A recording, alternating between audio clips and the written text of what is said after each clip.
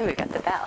Well, thanks, Lori, for that kind introduction. And it's so fun to be with you guys. And I will say, and it bears repeating, and actually let me get us back to what we're talking about, growing gratitude in our homes. But I will say I am so grateful to be here and to be with you all. It's a privilege and an honor. And I also want to say, and I know I've said it before, that a part of me feels like, well, I also could be sitting where you are sitting. We are fellow sojourners in this journey together. And so even though I'm up here, I very much feel like this is a great community and very much could be where you are. So I'm grateful to be here. We are going to be talking about gratitude and particularly cultivating gratitude in our homes and in our children. And I did want to ground this talk in Scripture because gratitude appears 150 times in the Bible, which is actually pretty remarkable when you stop and think about it. And we are even told this is God's call for our life, to rejoice always, to pray continually, and to give thanks in all circumstances. So as a Christian, and then also as a clinical psychologist, I love it when, and this happens often, when science finally catches up to Jesus' words, which are timeless and from thousands of years ago, but we see today, in probably the past 5 to 10 years, but really in the past couple years, there has been such a buzz in the field of psychology and even in the natural and behavioral sciences about this topic of gratitude. And it is, I can't help but smirk when I think, oh yeah, finally research is kind of supporting what God has called us to do and how God has called us to live. So this morning I am going to go through some of the research and just talk about gratitude's benefits on our spiritual, on our cognitive, psychological well-being. And then the second half of the talk will be saying, okay, and so what can we do practically in our homes to cultivate gratitude? So that's kind of where we're going. So first, let me tell you a little bit about a very cool study and then we'll define gratitude. But within the field of psychology, there is a subdiscipline of positive psychology. And positive psychology is an umbrella term, and it looks at theories and research about what are the experiences and what are character traits that are linked to life satisfaction. And a study that was just done with 5,300 adults actually examined what specific character traits are most highly correlated with life satisfaction. So let me give you an example of some of the character traits, and you guys see it up here, that they looked at. So from love and zest, hope, creativity, honesty, gratitude, hope, courage, teamwork. They said, okay, we're going to look at dozens of character traits of human flourishing, with our main question being, do some strengths show a stronger link to life satisfaction than others? 5,300 adults were part of this study. Consistently and robustly, what they found, there was the top 5 strengths, and I'm sure you can guess one of them, because obviously I'm talking about it, but I'm going to say them in the order in which they were correlated. It was hope, zest, gratitude, love, and curiosity. So gratitude was ranked 3rd among the most highly correlated with life satisfaction. So pretty huge. So what exactly is gratitude? I want to reference really quickly Robert Emmons' book. Has anybody read this? Thanks. I was part of a book group 2 years ago at Westmont, and actually you'll even see on your sheets there, I need to give a shout out to Jane Wilson, who I know has spoken here before, who's an educator at Westmont and trains a lot of the teachers that are teaching our children in the public schools, public and private schools. And she was very interested in gratitude and cognition and began this movement at Westmont, if you will, with this book group in which many of us read through this over a semester, but then had lots of applications that we did as a result. But so I'm referencing Emmons when I define what gratitude is, because Emmons says there's 3 foundational stones of gratitude. And the first is this idea of we have to look for the good. We have to have our eyes wide open to see the good. And when we look for it, when we see it, the simplest form of gratitude is joy. And the second step is then we have to receive the good. So not only do we have to have our eyes wide open to see it, but we have to take it in. We have to absorb it and savor it. So we think of seeing it and then savoring it. And this is all about grace in many ways. And then the third aspect and the third foundational stone of gratitude is to give back.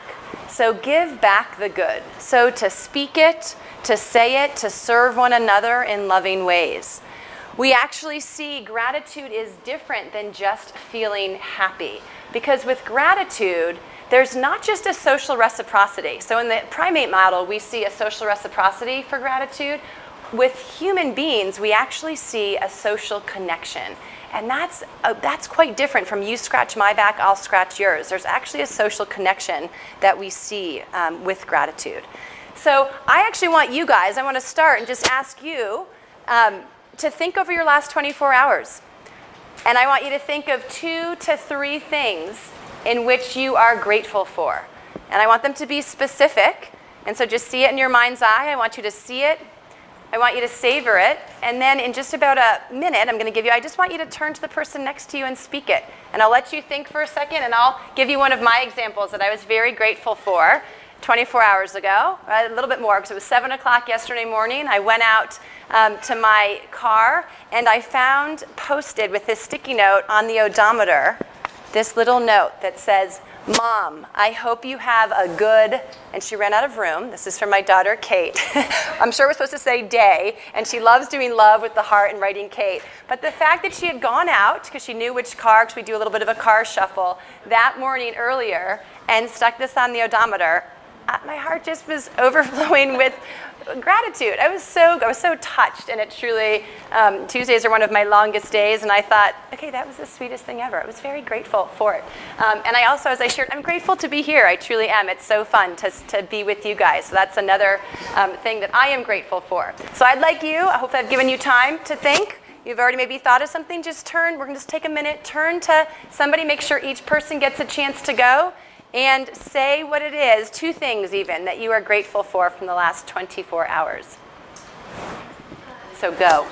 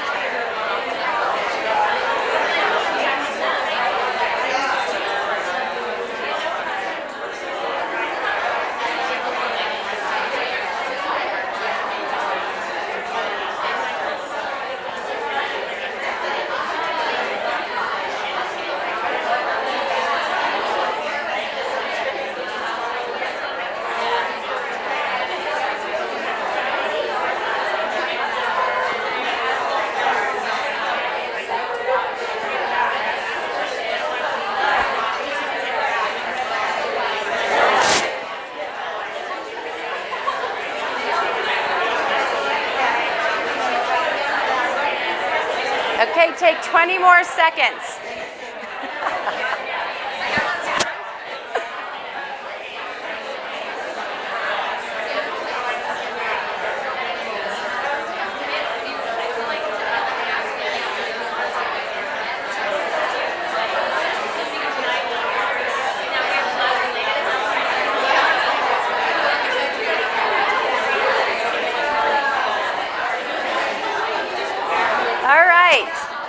I'm sure you guys aren't totally done, but I'm going to call you back. I know.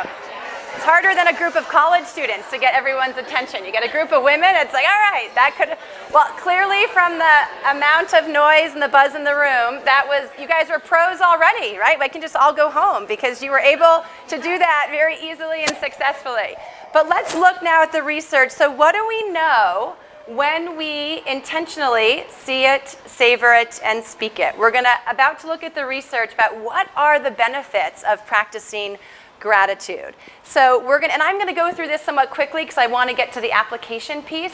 You guys all have on your table just a little cheat sheet, so we're going to go through these things, and let me just say, all of this that I'm about to share is grounded in empirical studies, which is super exciting. So we are seeing studies that are reliable and valid that have looked at gratitude and shown it makes a difference in so many areas of our lives. So let's start with physical benefits. We see when we intentionally practice gratitude, we have improved energy, a stronger immune system, we recover more quickly from illness, we exercise more, 30% more, which is pretty impressive too. You disagree? Hey, notice it, not allowed. Strike from the record. We sleep sounder as well. Instead of counting sheep, we're counting our blessings.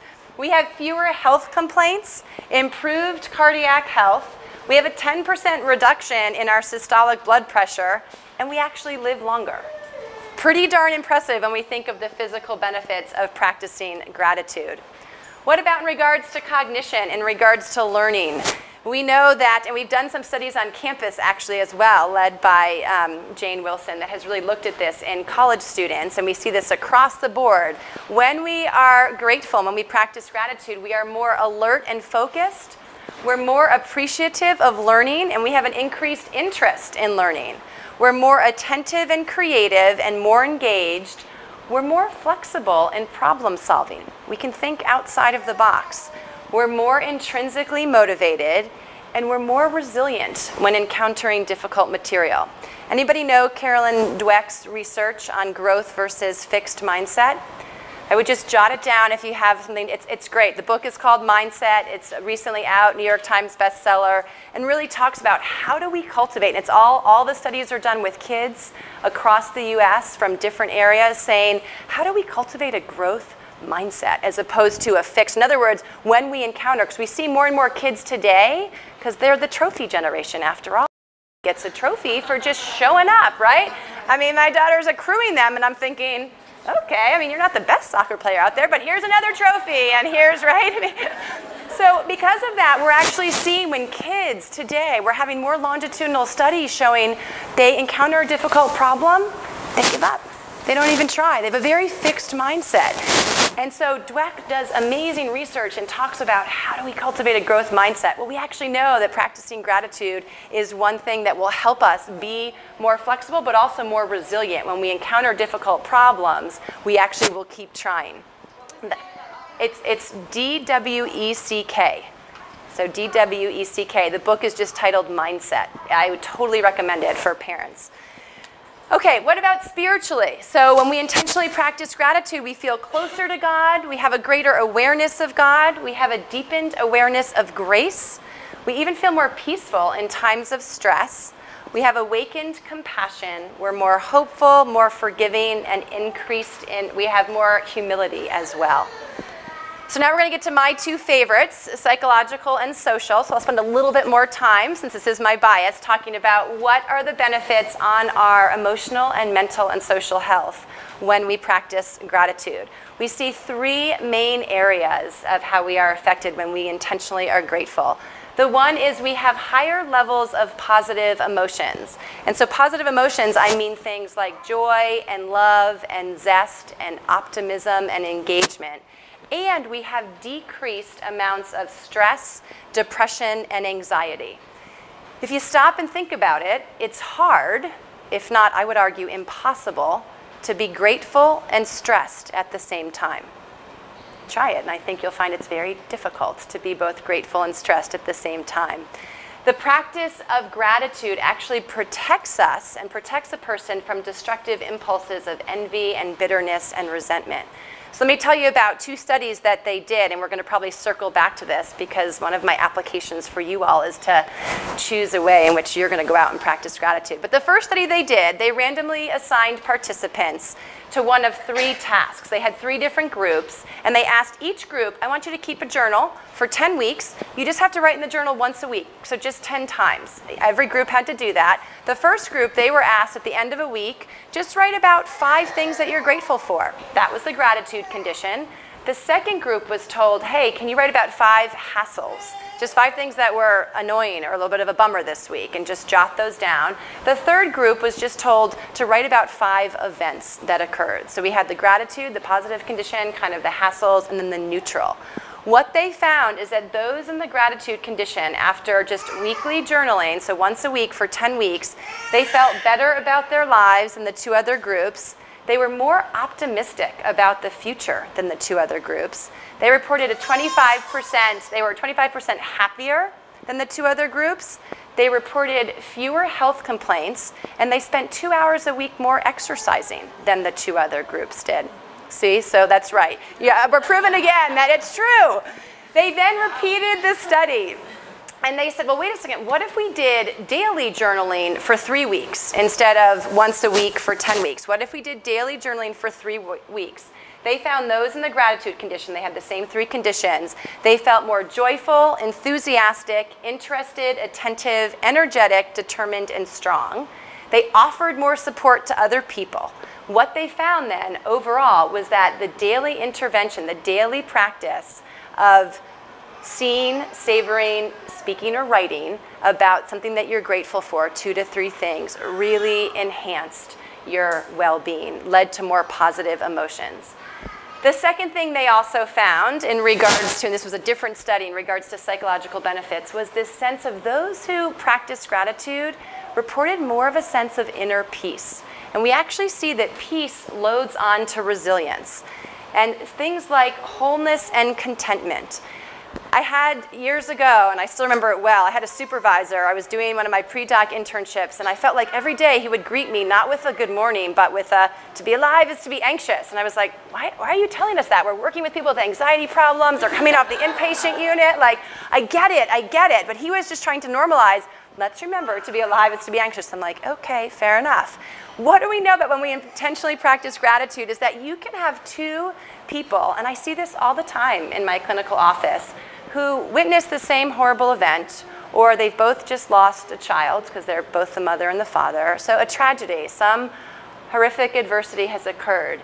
If there's any way that there can be just, and this isn't to be Pollyannish about it, because that I think always gets under our skin when we just quote Romans 8:28, but if there's any way that one of those people can just see a silver lining and find something to be grateful about, we actually see they do better in the long run. They are more resilient, they have more hope, and they have more of this sense of contentment and inner peace. I love this quote by Sir John Templeton. He says, when we will our minds with blessings and gratitude, an inner shift of consciousness can occur. As we focus on the abundance in our lives rather than what we lack, a wonderful blueprint for the future begins to emerge. So we know that when we intentionally practice gratitude, we have an increase in positive emotions, decreased in negative. We have more of a sense of inner peace. And then I think what loads, psychological and social, can really be grouped together. We also see that there are some social benefits. Now, if we stop and think about it, who wouldn't want to be around people who were more optimistic, joyful, engaged, and loving? Clearly, there are going to be social benefits for practicing gratitude. Well, research indicates that when we are grateful, there's increased feelings of connectedness, improved relationships, and even we see more altruistic behavior. So we see more helping behavior in those who are intentional about practicing gratitude. What I also love is that we see decreased materialism. Those who intentionally practice gratitude, they place less importance on material goods, and they're less likely to judge their own success or somebody else's success in terms of possessions accumulated. So they don't really care about what you have, what type of car you're driving, the home you're living in, the amount of things you have. I truly believe that social comparison is the thief of joy. And I feel like we see in the research that when we actually are intentional about being grateful, we actually compare ourselves less to others. We don't really care about some of those material things, and we're more likely to offer help and to offer support. We're also more empathetic, and we're better able to perspective take. So clearly, there are a host of benefits about when we practice gratitude in the psychological, social, physical, cognitive, and spiritual domains. And as I said, all of these things are really backed by research. There is more and more research coming out today about this. So why is this important to us? So great, that's fantastic, right? And some of these things you guys might have known. I see a lot of people nodding when I'm sharing these things, and because yeah, we've kind of heard this, and it has been the buzzword in many ways about being grateful. What's going on today that makes gratitude so important, and particularly what's going on in our homes and with our kids? And I kind of alluded to that a couple minutes ago. We do see a good amount of research in the field of developmental psychology that speaks to this notion of overindulged children. They actually term it the spoiled child syndrome. We see today, so in other words, entitlement. We are seeing more and more kids have a sense of entitlement today than we did 20, 30 years ago. And there's three things that some researchers and theorists believe this is about. One, they say it's too much stuff. There's too much help from others, which always reduces self-reliance. And there's too much of no chores, no rules, no structure, right? So, and that could be a whole separate talk, right, about what's this about here that we're seeing an increase in entitlement. And maybe we'll save that for a later time. But point is, if we have this sense of entitlement, this too much stuff, too much help, too much of no structure, no chores, no rules, we have this, I want what I want when I want it, right? And we have kids very much today that's a little bit of the attitude. Internet, social media doesn't help. Everything's immediate gratification. I get what I want now, and it's instantaneous. And man, if the internet or something's slow, we're frustrated because we're used to getting what we want now. So given that we truly see this trend in the field of child development, how might gratitude counteract entitlement? So I want to tell you really briefly about 3 cool studies that have been done with kids and adolescents about gratitude. And I'm just going to tell you the results. One study in children linked gratitude to greater social support and protection from stress and depression over time. They followed these kids for 10 years. Super cool. Another study was conducted with 11 to 13-year-olds, so tweens, and they found that grateful tweens were more optimistic and more satisfied with their school, their community, and their family and friends, and they gave more emotional support to others. And the third study that was done in 2006 analyzed descriptors of children's strengths, and they found that gratitude had the greatest predictor of future life satisfaction. And if that's every single one of us in this room, that's what we want for our kids. We want to, at some point, have them spread their own wings and be satisfied with life. Gratitude had the greatest predictor to future life satisfaction. So this raises the question, well, wait a second, aren't some of our kids just naturally more grateful? And aren't some of us just naturally more grateful? Every semester, I actually give my students a temperament test. I won't give it to you for sake of time, so you lucked out on that one.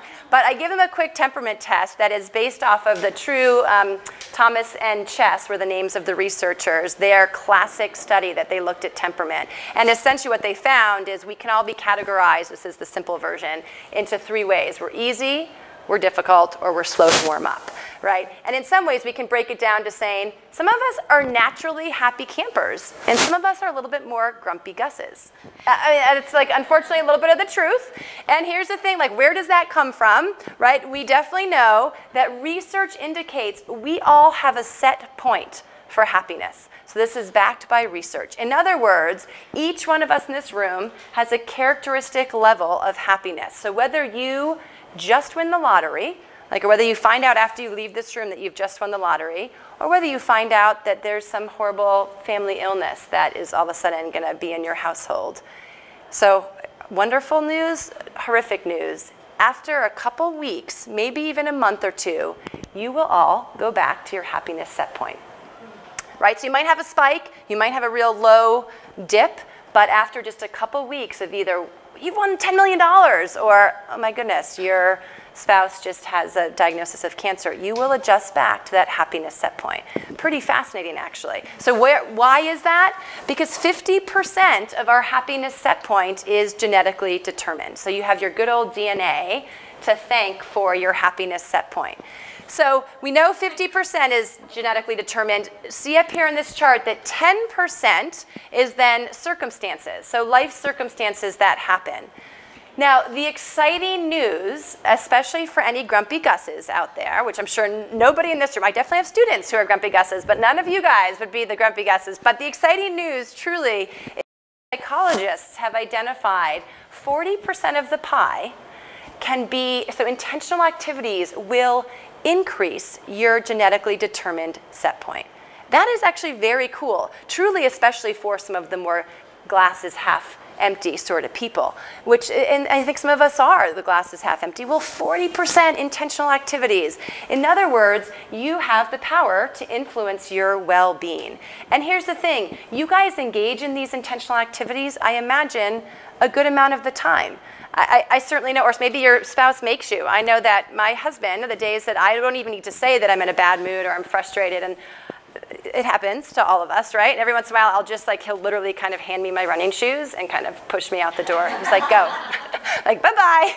Because I know an intentional activity for me is running or exercising. For some of you, it might be reading or gardening or socializing or praying or surfing or cycling, right? Whatever it is, we do know that 40%, we can do things intentionally to actually boost our happiness set point. So knowing this, what then can we do in regards to, what ways can we be intentional about practicing gratitude? And this is where I want to get now to the second half of the talk, which is the application. So knowing that, and we do then also know that the intentional practice of gratitude very much boosts our happiness set point and really does help. So this is a broad outline, and you guys have it as well on your table.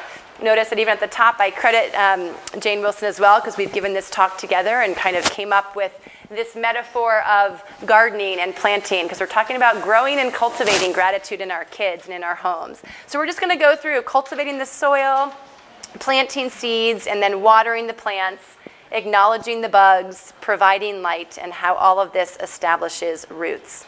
So when we think about cultivating the soil, I think when we think of our home life, one of the best ways that we can grow grateful children, if you will, is to practice it ourselves.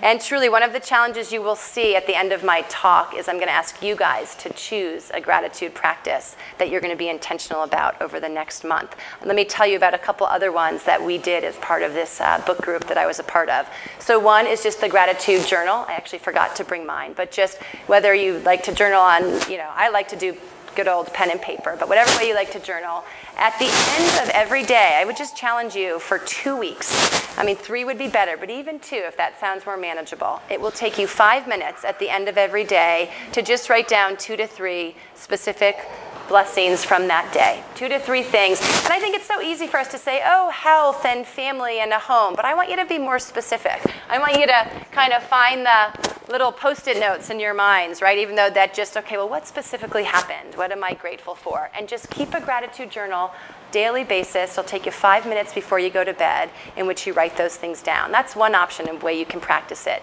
Another, and we were challenged to do this, I want you guys right now to think of a person in your life that you are thankful for. No worries, we all love that sound. And when it's not ours, we love it all the more. I want you guys to think of a person in your life that has just influenced you. So whether that's a professor, whether it's a parent, a grandparent, an aunt, a coach, a mentor, I want you to just think of them. It could be 2 or 3 people that you think of. And I would like for you, if this is what you're going to choose, and you can decide this at the end at table talk and share it with someone so you're accountable, I want you to write a letter addressed to them, about 300 words. And we actually see in the research, this is a practice that is talked about in the research, 300 words, not too long, but not just 2 or 3 sentences. So you don't have to really do the word count, but I don't want you to feel like, oh, I got to write pages and pages. I've written 2 of these, and it took me about 20 minutes for each one. And then I want you to, if they're long distance, you'll have to call them up. Otherwise, we were challenged to do a couple personally and do some professionally. So we were challenged to go knock on their door at Westmont of their office and say, hey, do you have 5 minutes? And you go and you read the letter to them.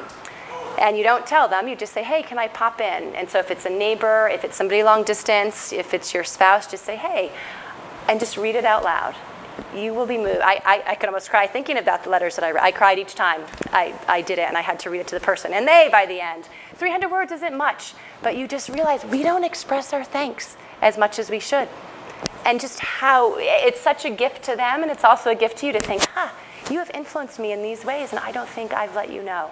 And the cool thing about it is that it's truly such a blessing. And you know, the challenge is, and I really do challenge you to read it face to face if you can. If it's somebody who lives across the country, then fair enough, do it over the phone. But if you can get in front of them and just ask if they have 5 minutes and do it, it will be such a blessing. That's another practice of gratitude. Another way that we shorten that is one thing that I know some colleagues and in the book group did. We all were challenged to do at least one letter. I would challenge you to do 2 or 3. It's so neat, and you can take the next couple months to do that one. But just do a gratitude email. At the end of every day, my colleague, Jane Wilson, still, a year and a half later, she has a little timer that goes off that just is her reminder. She doesn't do 300 words, it's about 3 sentences, and she just thinks back over her day. She thinks of somebody that she was grateful for, or just something that she was grateful for, and she just shoots them a quick email or a text message and just say, hey, I appreciated this.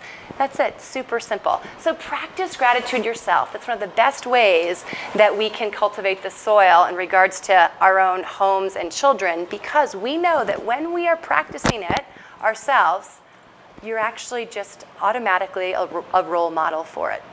Truly, when we practice it, we model it. And let me tell you, social learning theory is alive and well. And what I mean by social learning theory is just monkey see, monkey do.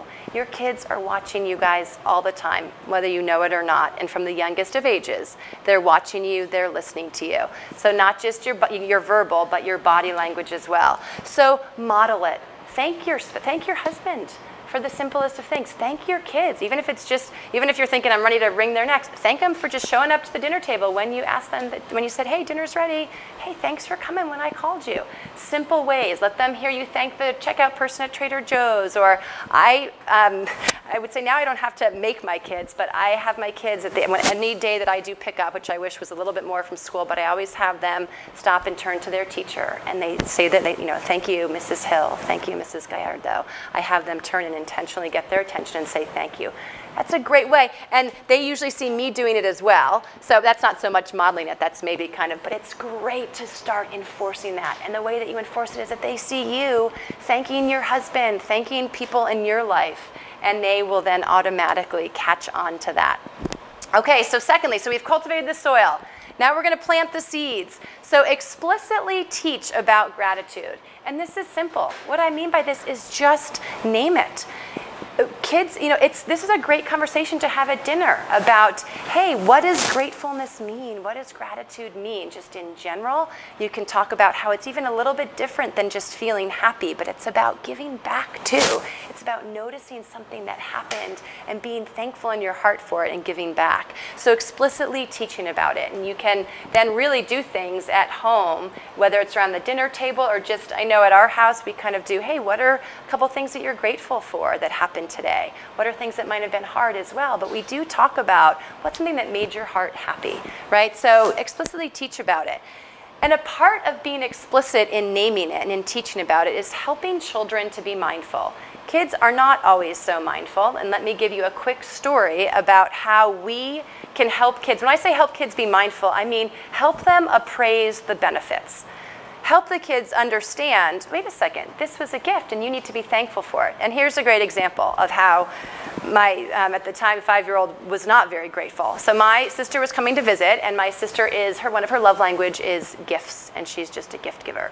So she always, since they were itty bitty, has something for Kate and Madeline, without fail, you could just count on. And she tends to love sparkly and glittery, so it usually is a little sparkly and glittery, right? Even if it's a little something. So this one time she came to visit about 6 months ago. They had 2 little gift bags, as of course, they must expect it. Yeah, that's a whole other conversation. I'm not sure that I love that, but that's okay. And Kate quickly rips hers out, and it was just, I think, maybe 2 chapsticks like glittery chapsticks and a little hairband, a fun little glittery hairband. And she keeps kind of looking in the bag, you know that. And she said, that's it? And now thankfully I'm quite close with my sister because I would be mortified if that was a colleague or a next door neighbor because you just think, oh my gosh, really? That's it? I mean, literally it was kind of like, that's it, Anka? And so I just said, I kind of pulled her aside because you never want to shame your child in front of others. And I pulled her and said, hey, Kate, come on, let me talk with you for a second. And she probably knew, like, oh, Mom's pulling me into the next room. Like, what does this mean? And I just said, I said, I don't know. It seemed like that was a kind of ungrateful response to your aunt about this gift she gave you. And she said, well, she kind of just, still giving me an attitude. And I said, I said, well, let's think of it this way. Because my girls have piggy banks and they are beginning to understand the concept of money. I said, you know what? She spent money from her piggy bank to buy you something. I said she could have bought herself, and we know she loves ice cream, we know she loves shoes. She could have gone out and bought a lot of things for herself, Kate, but she chose to spend money on you. Super simple way of helping Kate understand and helping Kate appraise the benefits, right? That's helping her be mindful of she chose to spend her piggyback money on you. What do we think about that? And all of a sudden that helped her appraise the benefits and understand, oh, okay, yeah, you're right. She didn't even have to do that, but she did. Super simple ways in which we can explicitly teach it, and then we can also help children be mindful for planting the seeds. Okay, watering comes next because we know that no plant will grow unless we give it water. They won't grow on their own. Just like kids will not grow on their own. They won't become healthy adults unless we tend to them. So I think one of the best ways that we grow our relationship with our children is actually by spending quality time with them. And it's simple, and it kind of is simple, but I think sometimes we actually see research shows us that moms in particular spend more quantity time with children today than we ever have in years past with parenting. Quantity looks different from quality. Incredibly so. We actually see that working moms as opposed to full-time stay-at-home moms, there's only 1.6 hours difference over a week in regards to quality time. I mean, some people are just, what? Someone who works 40 hours outside the home only spends 1.5 hours less a week? But we're talking quality, not quantity. I think it's so easy for us to spend lots of time dragging them places, but what about focused, one-on-one? We are tuning in and we are attentive to our kids. They have our attention and we're not multitasking. We truly, and by the way, even adolescents want to spend quality time with their parents. I hear it all the time in my clinical practice, and one of the things that breaks my heart the most is when adolescents say they just don't have time for me. And often they'll say, because they're either at work or they just, I don't know, they're doing their own thing. And because adolescents are tough because they're often putting on this like, oh, I'm doing my own thing now, I don't really need you. They actually really need you, and they crave just quality time. It doesn't have to be a lot. Now, and here's the thing, I don't want to add to your plate because we're all juggling and we're all busy, but I'm talking 10 minutes a day with each kid that you have, which isn't really that much of quality time. Why is it important? What does spending quality time do? It truly teaches kids the language of love. And we know that gratitude arises out of a loving connection, and gratitude grows from a loving connection.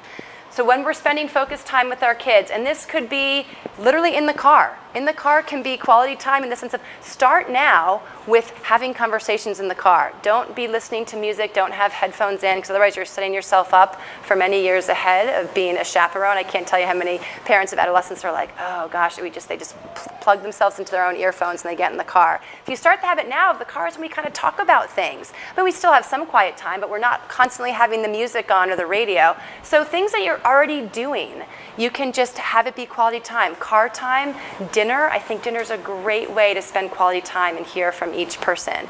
We call it pillow talk at our house. It's one of my favorite times of the day. As a matter of fact, last night I was like racing home. My last client was at 8 p.m. and I thought, I wonder if I'll still get to see him because I had to leave at 7:15 and didn't see him in the morning. And I was so excited that I made it for pillow talk of both of them. I think they kind of, on Tuesdays, often wait for me and they hear the door and it's like, Mama, and so we run in and just a sweet time, quality time. Literally, gratitude grows out of loving connections. And by the way, what also do we know about quality time? This research I love, and it's so cool. We know that when we are emotionally attuned and emotionally responsive to kids, which ideally, if you're spending quality time, no distractions with them, you are emotionally attuned and you're emotionally responsive, you're tracking. When we do that, it literally grows their connective fibers in the brain. It literally grows our corpus callosum, which is so cool, because when we have our corpus callosum that's a little bit stronger, both hemispheres talk a little bit more seamlessly, and it actually helps us stay more calm and regulated in times of stress.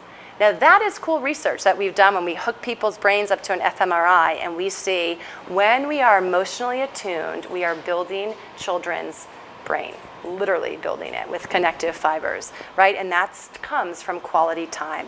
I think that's one of the coolest things about some of that research. So watering the plants, spending quality time. Now here's the thing. Let's be honest that it's not all a walk in the park.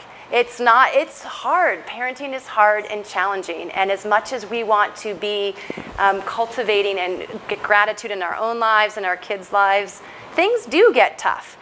I have an older parent who came up to me after this talk that I gave about 1.5 years ago and said, and her kids are now in their 20s, she said, I made a huge mistake, and my kids have told me about it. She said, we were, whatever reason, and their family, she said, we were just way too focused on positive emotions.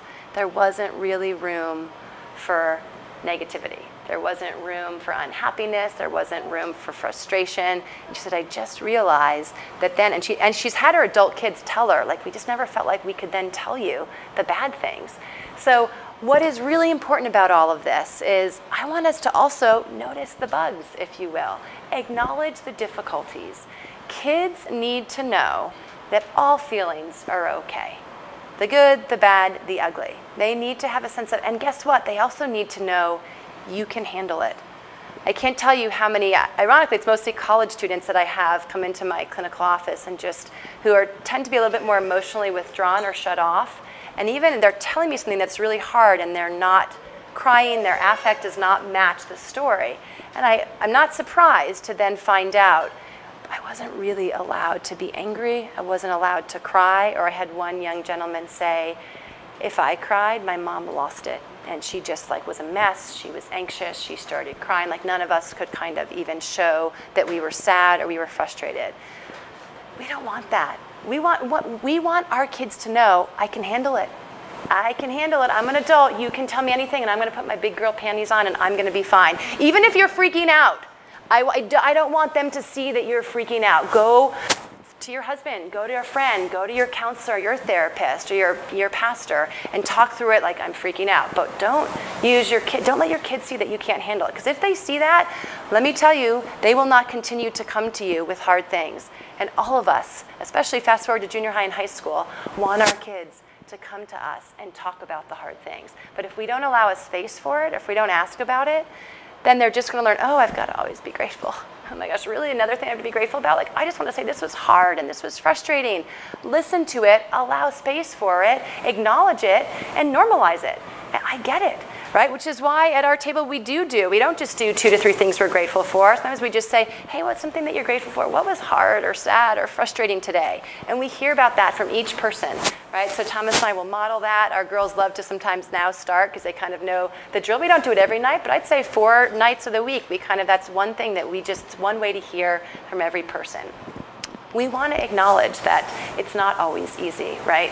And I think that's super important when we're talking about gratitude, because we do want to be grateful people. We also want to acknowledge some things are hard, and that's okay. Kids need to know we can handle it. I can talk to mom and dad about anything, and it'll be okay. All feelings are okay. So lastly, or second to lastly, is this idea of then providing sunlight. So one of my favorite questions to ask parents in my clinical office is, what makes your child shine?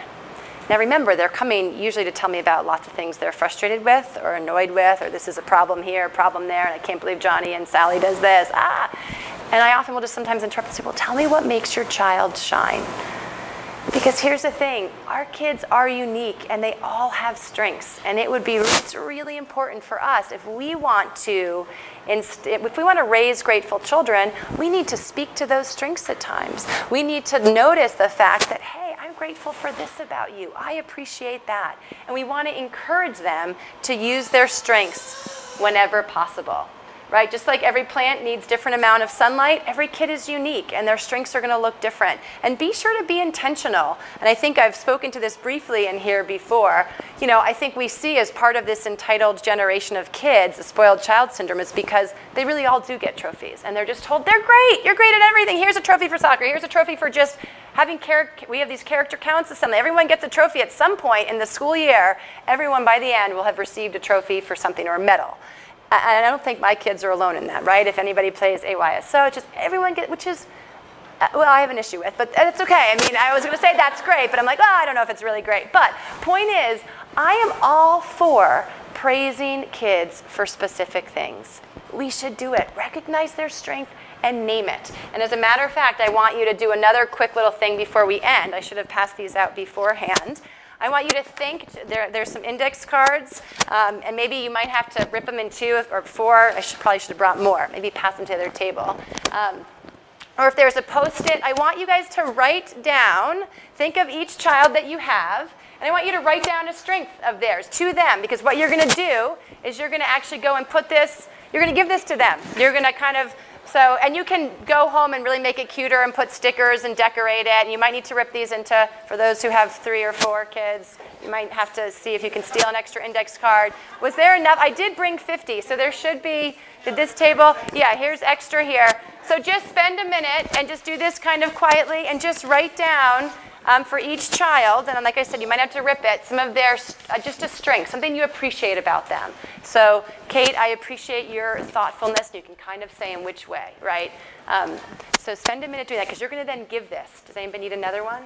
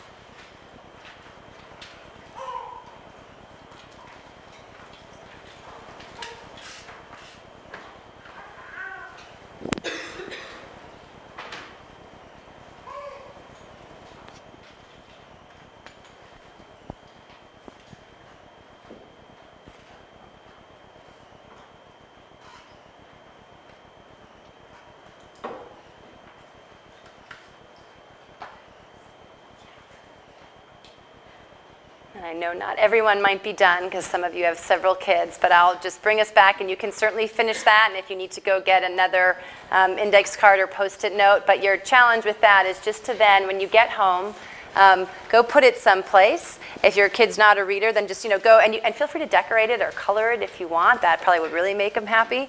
Put some favorite stickers on it. But I actually want you to just go and say, hey, I thought of you today, and I wanted to jot this down. I wanted to tell you that this is what I appreciate about you, and let them know. And I bet, and when you give that to them, I bet a lot of your kids will just keep that in a really special place. My girls have a treasure box, and I bet if your kids have a treasure box, this will go into their treasure box because they'll so appreciate it. So feel free to take more time to do this when you have your table time. But let me just wrap us up here. So what do we know? That when we have cultivated the soil, when we've planted the seeds, when we've watered the plants, acknowledged the bugs, and provided sunlight, all of this, I think, truly does root us. It roots us and it grounds us, and it helps us to just be overflowing with gratitude. It gives us a firm foundation, and I think it gives us perspective as well, which is so important Many times, at least for me, I know perspective is something that really does help ground me. So I love this verse, Colossians 2:7, and I think this whole notion of gratitude and what we've talked about it and how we can practice it and model it and explicitly teach it really goes to what we are called to do, which is to walk in him, having been firmly rooted and established in your faith and overflowing with gratitude. Thanks for being here. Thanks for listening. I have some, you can't see these as well. I might try to change the background or make these bold real quick, but I have some questions that I know you guys have table questions that I just put up here. So I'll take Q&A right now if we have time for a couple minutes of that, or, okay, I look to Lori and Renee. So if there's any questions, I'm happy to answer them. Otherwise, you guys get to do some homework. Yeah.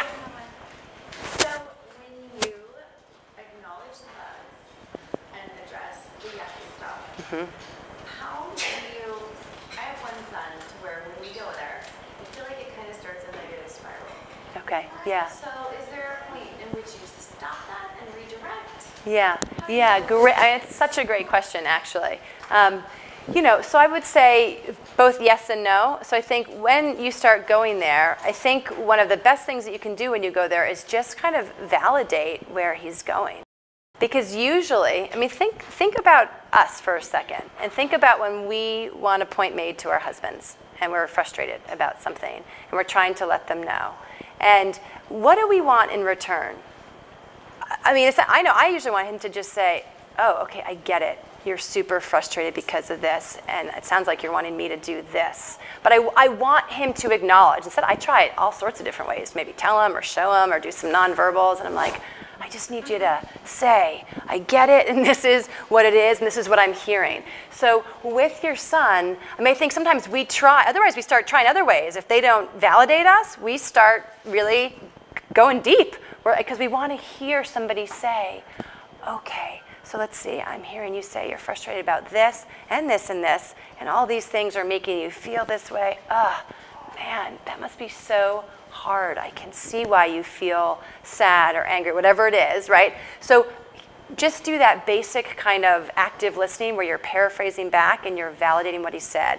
And then sit in that, but let him really hear that. So because I think that's often, if we do that first, we can usually shift the kind of perspective, and then we can then get into, okay, now what are we going to do about this? Right? And you should, I mean, don't let them go so, let them go as deep as they want to. Hear that and validate and join with it. Let them know, oh, that must be so tough. Sit with it for a couple minutes. And usually if you have really validated and joined with them, they're going to then be okay for you to then say, okay, well, let's see. Let's figure out what can we do about this, because this isn't, gosh, this is probably making you not want to go to school, but we know we have to. So, whatever the situation is. So let's see if we can problem solve together. And usually they'll go there and they'll start being able to shift and get out from that deep pit.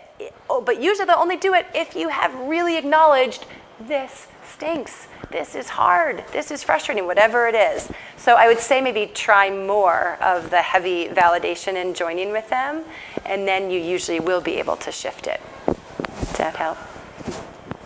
Yeah.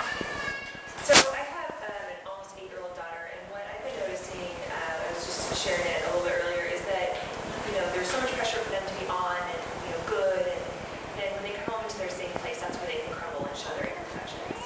So how do you cultivate a place of gratitude? Everything that's great. Let's positive. When Yeah. I also want it to be the space of, my gosh, sometimes life is really hard. Totally. Yeah. Well, and I think honestly, you just, in some ways, named it. Like first, don't, and that's where the whole acknowledge that life is really hard, and oh my gosh, and at school you feel like you always have to listen, and you do a great job of holding it together, and you're an example in this way, and really saying, just be like, ugh, and then I would say, but I would also let them know, then why don't you go and take your space or do the thing that you need to do? Essentially, help them find their intentional activity. Instead of saying like, well, what's your intentional activity that's going to increase your genetically determined set point? No, just like we want to just know. And you're like, what are you talking about, Mom? Every once in a while, I'll say that to my husband. He's like, translation, please. And I'm like, okay, let me explain what I I think this course of action needs to be. But help them, just let them kind of just, and if they want you to participate in it, then just kind of listen and just validate and be like, ugh, and let them kind of have that time to just crumble a little bit, and that's okay. As long as they're not rude to you, to their siblings, to somebody else, because that's when you need to say, it's totally fine that you just need to rest, you need to unplug, you're kind of grumpy, why don't you do your thing, and when you're ready, I'd love to hang out with you, we'd love to play a game, I'd love to look at homework, I'd love to do whatever it is that you're going to do, right? So that's really teaching them, all feelings are okay, totally have it. You can't, though, treat me like I'm your punching bag. Like, that's not going to work either. But I want this to be a safe place, and I want your room or whatever it is to be a place where you can go and just, and if you want to share it with me, I'd love to listen. And yeah, and listen and acknowledge it. Don't just try to shift it to, it's great, isn't it? Come on, let's be cheerful. Let's look at the bright side of things. Because I think that's what we don't want. And that is a tricky balance at times to establish. But I think when we truly acknowledge it, then we will naturally see, like, one, okay, mom kind of gets it, phew. And then we just feel better about it because we feel like I'm not alone. And then I can usually get myself out of it a little bit easier. Great question. I was thinking one other thing that sometimes helps is to affirm when you see them turn. To say, gosh, I really appreciate how you just handled that, because that was hard. Yeah. It's a hard thing that Yeah. we're processing, but that you're not falling apart. Yeah. Whatever the positive is. Yeah. Yeah. Yep, definitely. I think just noticing the positive behaviors and naming it is really helpful. And by the way, it is always, that's a great point, Lori, because it is always more helpful to speak in the positive, as opposed to saying, hey, don't hit your brother. Let's say, hey, let's have gentle hands. So, and research actually shows us, we are so often, I think it's very easy for parents to, don't do this, stop doing that, stop, hey, quit it. You're like, oh my gosh, I feel like a nag. I'm like, bothering myself with these words. It's not even directed towards me. I sometimes will just observe out just at the grocery store or park, and I just sometimes think, oh my gosh, this poor kid is constantly being told directives, commands, don't do this, do this, that it's just overwhelming, and you just want to be like, stop. So instead, just, if you need to stop a behavior, just, hey, wait a second, let's think about how we want to treat somebody.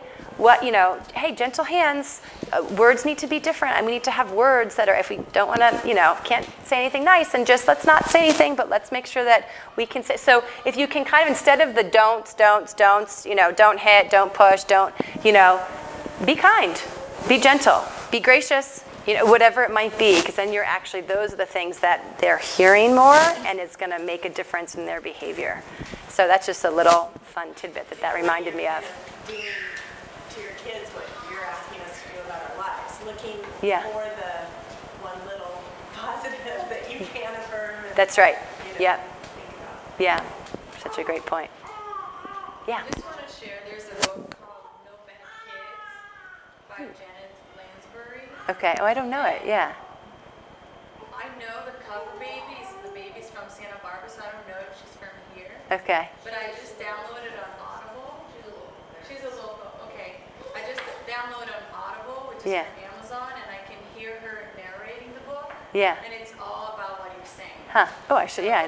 Yeah. It's great if your moms need ideas of how to not say no, but in an affirmative way. It's Yeah. a great book. Yeah. No bad kids. Well, and you guys know, I don't even like the whole good, bad terms. Like, that's something I just stay away from in the sense of, because a behavior might not be okay, but when we say the word bad or even good to kids, what happens is, especially when they're younger, developmentally, they globalize it.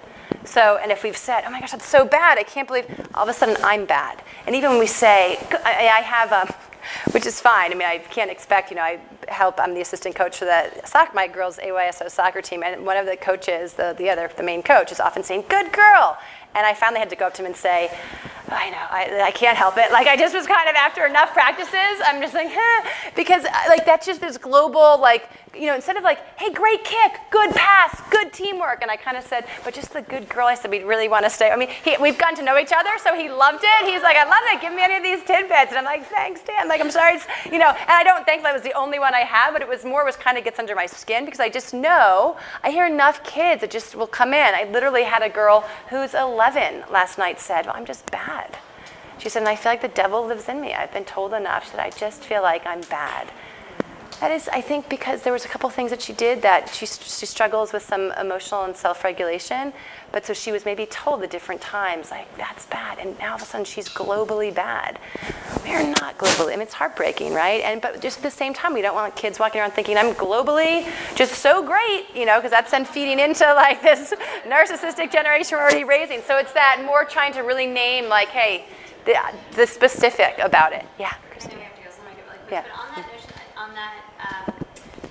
in the bad area, I feel Yeah. like that is a really hard one to navigate. The Yeah. good one, I get your good kick at this, get that being specific. The behaviors that, like, I have a daughter who's, when she falls apart big. Yeah. Yellow, screechy, all of this stuff. And so I want that emotion to be okay, but it's actually not okay that Yeah. yelling or whatever that behavior Totally. is. So how do you get some language? Well, just the way you just said it, Christy. I mean, seriously, I love it. It is not okay. That I say it's not okay. That does not work, and that's not okay. I mean, so that's usually my language. Either that does not work, it's not okay. She seems to be internalizing that though as bad, because she again will go to this. She does say some very dramatic statements like, you hate me to the moon and back, and like stuff that is like heartbreaking at the same time. You kind of have this. Right. Like, Yeah. you need to eat. She's expressive and dramatic. That's right. Yeah. Something has to happen here. Yeah. But she'll say the word, what just caught my attention was the bad terms. Yeah. All right, well then maybe we can say, I need to just have that conversation. Yeah, and I would have that conversation because she's clearly like expressive, you know, insightful, like all those things. So I would be able to say, hey, like I just want you to know, I said, yeah, it's not okay. You know, and so if you're hearing that it's bad, is that you can say, yeah, that behavior's not okay. It has nothing to do with who you are as a person. I know, and I sometimes will say when I have a sensitive girl, and when I see her kind of crumble about something, I'll say, oh, you know, I know that you are such a loving person, and you are kind and so generous and gentle in your heart. But what you just did, so I kind of will reinforce that, especially when you can kind of see that they're like a little bit internalizing it to the extent that they're feeling kind of, you know, this big. I know, we need to end, sorry. Yes. Stop. Yeah. We're only ending if she'll come back. Yeah, that'd be great. Yeah.